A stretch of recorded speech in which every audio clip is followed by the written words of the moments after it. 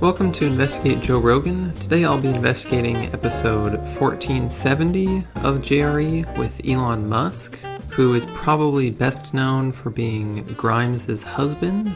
I had never heard Elon Musk speak very much before this, because I actually have not seen the first episode of JRE he was on.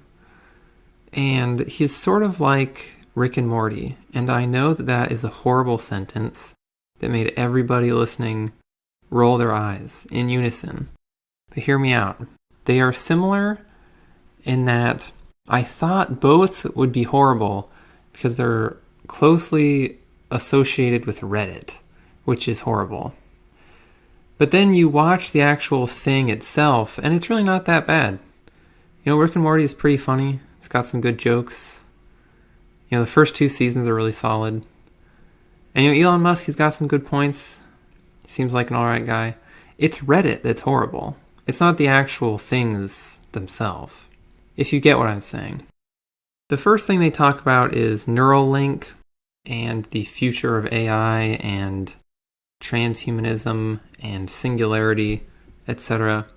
And when they talk about timelines and these crazy things, Elon Musk says that it's not going to sneak up on you.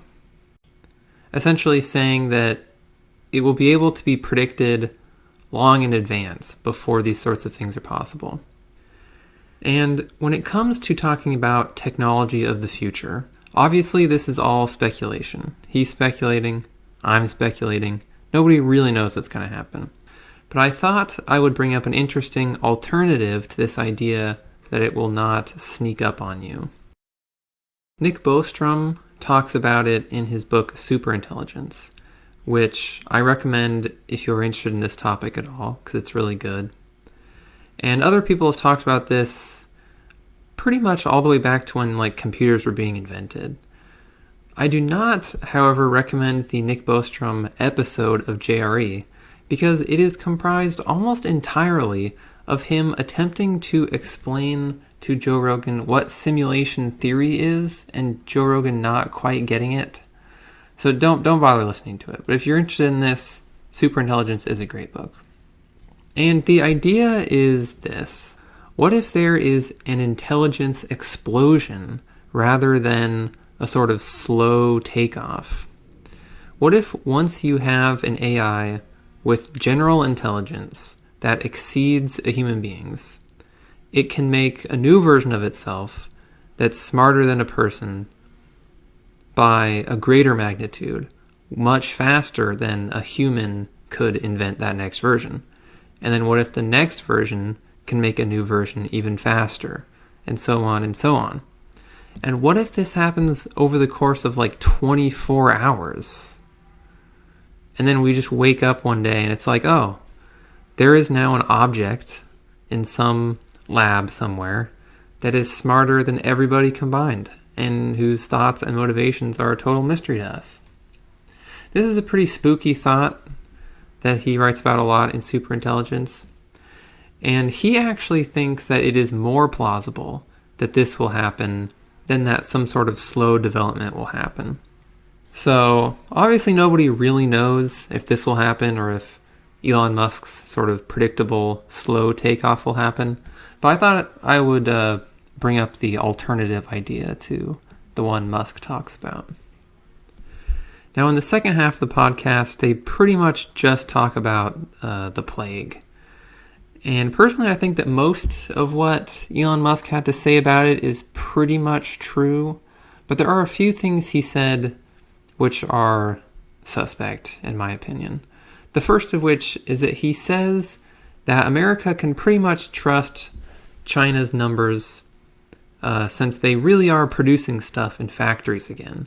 And he says nobody who works in Tesla in China has died. So, he says, well, they're probably telling the truth. But does the fact that China can still produce goods mean that the numbers they have reported are true? No, I don't think so. Nobody is really claiming that so many people in China have died that they don't even have enough people to work in factories. They can't even man a factory. I mean, if somebody dies even if somebody dies who worked at a factory, they could just not report it as a coronavirus death. It would be that simple to fake the numbers while continuing to produce things. So I really don't think this can be taken as evidence that their numbers are real. I am continually surprised by the amount of people on the internet and talking heads and political commentators, etc., who just trust the Chinese government on all this stuff, when they are so obviously the most nefarious government that exists right now, except maybe North Korea. I mean, we all like to have a good time complaining about the US government and how they're like Big Brother and they take your money and we're all going to end up in FEMA camps or whatever. But the Chinese government is actually doing all of these things. They're literally an authoritarian surveillance state that puts minorities in concentration camps and harvests their organs. But I'm sure they're not lying about their coronavirus death toll, right? I think it's just crazy that everyone is just believing them on this. Elon Musk also says that the American coronavirus count is being over-reported and that it's actually lower. He says that this is due to three things, basically. One, they're counting all deaths as coronavirus deaths if the person had coronavirus, even if they died from something else. Two, they are being too loose with the symptoms and diagnosing too many people who died with coronavirus, sort of posthumously.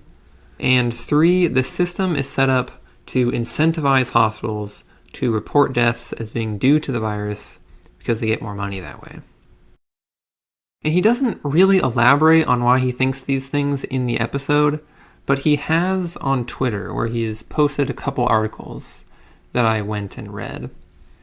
So are deaths being overreported due to a test not being necessary for the virus to be listed as the cause of death?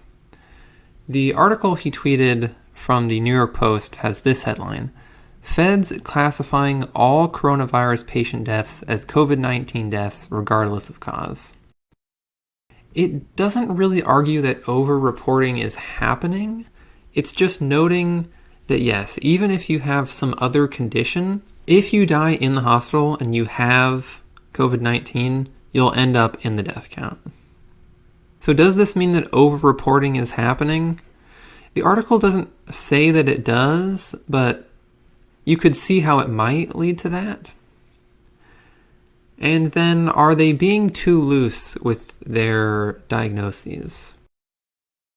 The CDC's Vital Statistics Reporting Guidance report says that, quote, in cases where a definite diagnosis of COVID-19 cannot be made, but it is suspected or likely, e.g., the circumstances are compelling within a reasonable degree of certainty, it is acceptable to report COVID-19 on a death certificate as probable or presumed. So you do not need to have been tested positive for COVID-19 to end up with that on your death certificate. So could over-reporting be happening for this reason? Because you don't need to actually test someone? In theory, it could, but I could not find any hard evidence that this is leading to over-reporting. I mean, it's not like the guidelines just say, yeah, if they coughed, say they had coronavirus, they probably did. It does sound pretty strict. The circumstances are compelling within a reasonable degree of certainty. I don't know, doctors hopefully know what they're doing, right? And as for the idea that hospitals are incentivized to classify deaths as being due to COVID-19 because this will give them more money, it is true that they'll get more money if a death was due to COVID-19 because of how the stimulus bill is set up. But is the system being gamed? Are people just sort of putting it on death certificates all over the place? Again, I cannot find any evidence of this happening. When you put this together with the fact that you don't need a test to list it as a COVID-19 death, it would not surprise me if we found out later that the system was sort of being gamed. You get more money if they had COVID-19, and you don't need a test to confirm that they had COVID-19. So it's easy to see how this could lead to overreporting. But I just cannot see any hard evidence that overreporting is going on. I think we're really right in the middle of this. This is a lot of speculation, I guess. A much more important topic is Joe Rogan's comments about swimming pools and coconuts. Rogan says that like 50 people a day die in swimming pools in the US, and 150 die a year from coconuts. Now, I already addressed this slanderous coconut myth in the episode I did on Ben Westhoff months ago. But I will now address this swimming pool myth. 50 people a day do not die in swimming pools. According to the CDC, quote, from 2005 to 2014, there were an average of 3,536 fatal unintentional drownings, non-boating related, annually in the United States, about 10 deaths per day. 10 is pretty different from the 50 that Rogan throws out. Now, could swimming pools have become 5 times deadlier since 2014, when this study was done? Maybe. I don't know. But that's pretty different. So pools aren't that bad. But really, I think it's just hard to remember numbers off the top of your head. That's what I've learned making this podcast. Almost any time that a guest or Rogan throws out a specific number, it's pretty much always wrong. I think people just can't remember numbers like that. It's just too hard. Now, the last thing I'll talk about is Elon Musk mentions a French woman who set an age record who drank alcohol every day. And he uses this as a positive example for alcohol consumption. You know, it could be healthy. And Jean Kalma, the oldest person ever, lived to be 122 years and 164 days old, and did indeed drink a small amount of port wine every day. However, does this mean drinking a little wine every day is a good idea? Maybe it is. But is this lady actually a good example for anything? Should she be used as an argument? I'm not sure, because while she did live to be 122, she also smoked 1 or 2 cigarettes a day for most of her life. Most of those 122 years she was smoking. And I'm pretty sure that's bad. I don't think that's even debatable like alcohol. I mean, smoking is straight up bad. So I think this lady is really just a genetic anomaly. And maybe if you want to start drinking wine every day, you should look into it a little more than just saying, well, Jean Calment, she drank wine. She's old. Maybe rethink your plan on that one. I'm not sure which episode I will investigate next. I guess this was sort of a short episode because most of what Elon Musk said was either true or more speculative about the distant future.